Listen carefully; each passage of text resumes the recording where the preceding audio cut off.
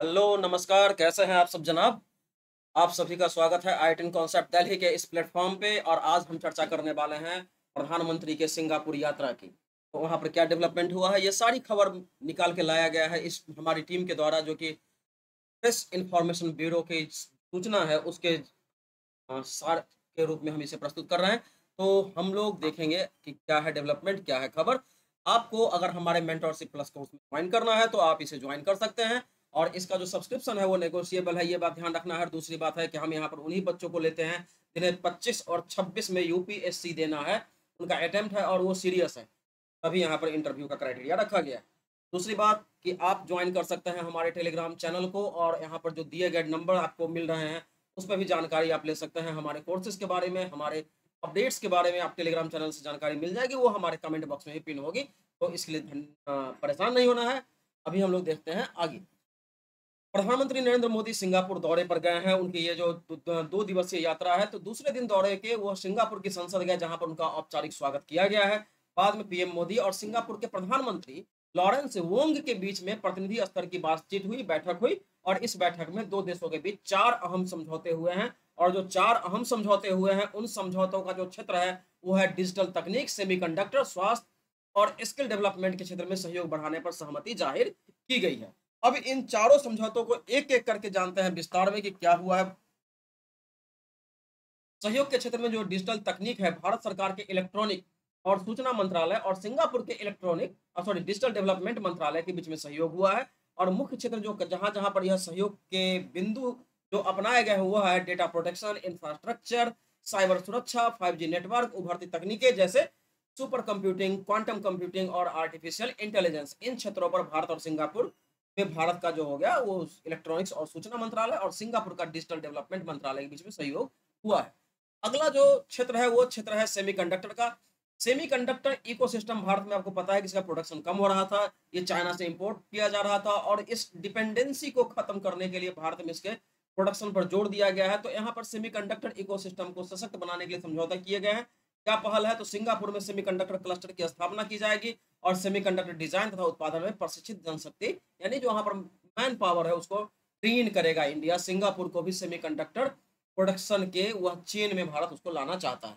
आगे क्या है? ध्यान रखना है हमें इस पर्सपेक्टिव से भी कि भारत के लुक ईस्ट पॉलिसी का यह एक बेहतरीन पार्टनर साबित है हो सकता है सिंगापुर और उसको साधने की कोशिश की जा रही है।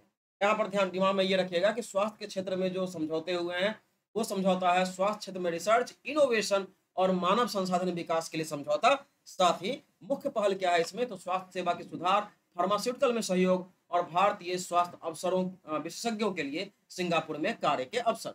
और उसके बाद स्किल डेवलपमेंट की बात करें तो स्किल डेवलपमेंट में श्रमिकों और डिजिटल डोमेन में काम करने वालों के कौशल में सुधार पर ध्यान दिया जाएगा। यानी यहाँ पर भी जो डिजिटल में क्षेत्र में काम कर रहे हैं, जैसे कि मैं काम कर रहा हूँ, आप डिजिटल मीडिया में आप मुझे देख पा रहे हैं या फिर इस तरह के लोग जो काम कर रहे हैं उनके स्किल में सुधार पर यहाँ पर जोर दिया गया है। और मुख्य पहल क्या है? तो शिक्षा और एंटरप्रेन्योरशिप में सहयोग और नई स्किलिंग की पहल की गई है। सांस्कृतिक सहयोग की अगर बात करें तो यहाँ पर थोड़ा-सा एडिशनल कल्चरल डेवलपमेंट की बात हो रही है। तो सिंगापुर में तिरुवल्लुवर सांस्कृतिक केंद्र की स्थापना की घोषणा की गई है। उद्देश्य क्या है इसका? तो तमिल भाषा, सभ्यता और संस्कृति को बढ़ावा देना। महत्व क्या है? तिरुवल्लुवर की काव्य रचनाएँ और उनके विचार आज भी प्रासंगिक हैं और सांस्कृतिक समझ बढ़ाने में मदद करेंगे। तो तिरुवल्लुवर के बारे में सांस्कृतिक केंद्र की स्थापना की घोषणा ऑलरेडी की जा चुकी है। अब हम थोड़ा-सा नज़र डालते हैं भारत-सिंगापुर संबंधों की पृष्ठभूमि पर। तो सिंगापुर और भारत के संबंध ऐतिहासिक रहे हैं।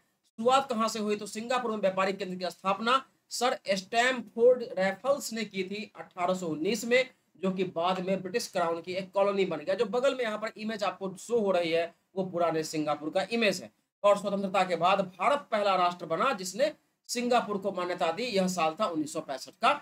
उसके बाद वर्तमान की अगर बात करें तो व्यापार और आर्थिक सहयोग में सिंगापुर आसियान में भारत का सबसे बड़ा व्यापार और निवेश भागीदार है। भारत के साथ कुल व्यापार का 27.3% सिंगापुर के साथ है। ये डेटा है 2021 और 22 का।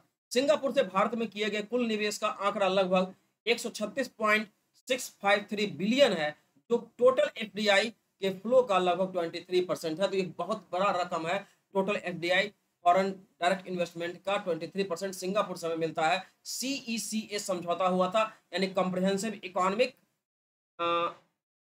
कॉपरेशन एग्रीमेंट 2005, ये हुआ था दोनों देशों के बीच में, जो कि व्यापार और निवेश को बढ़ावा देने के लिए था।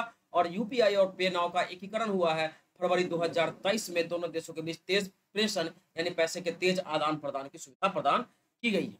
रक्षा और सुरक्षा सहयोग की अगर बात करें तो हिंद प्रशांत क्षेत्र में क्षेत्रीय स्थिरता और समुद्री सुरक्षा पर साझा चिंताएं हैं दोनों को। इंडो पैसिफिक जोन की जो बात का, जहां पर चाइना अपना साउथ चाइना सी में अपना सुपरमेसी सुपर इम्पोज करने की कोशिश कर रहा है, उस क्षेत्र की यहाँ पर बेसिकली बात हो रही है। और उसके बाद अन्य जो समझौते सहयोग है, रक्षा सहयोग समझौता 2003 हो रखा है इसके बीच में। नौसेना सहयोग समझौता 2017 हो चुका है। और कुछ सैन्य अभ्यास हैं जैसे सिम्बैक्स नौसेना के बारे में, सिंडैक्स वायुसेना के बारे में, और बोल्ड कुरुक्षेत्र थल सेना का अभ्यास दोनों देश मिलकर आयोजित करते हैं। तो आपको हमारा ये स्रोत कैसा लगा, हमारा इन्फॉर्मेशन कैसा लगा, कमेंट बॉक्स में जरूर बताएंगे। आपको इस वीडियो को पूरा देखने के लिए बहुत बहुत धन्यवाद। और ये हम आपको अभी बताते चले कि हम प्रेस इंफॉर्मेशन ब्यूरो भारत सरकार का भी धन्यवाद करते हैं इतनी उपयोगी जानकारी हमें मुहैया कराने के लिए। तो सभी का एक साथ धन्यवाद, और मिलते हैं फिर अगली क्लास में। तब तक के लिए थैंक यू। आप लोग जम के तैयारी करते रहें, अपनी तैयारी को भार देते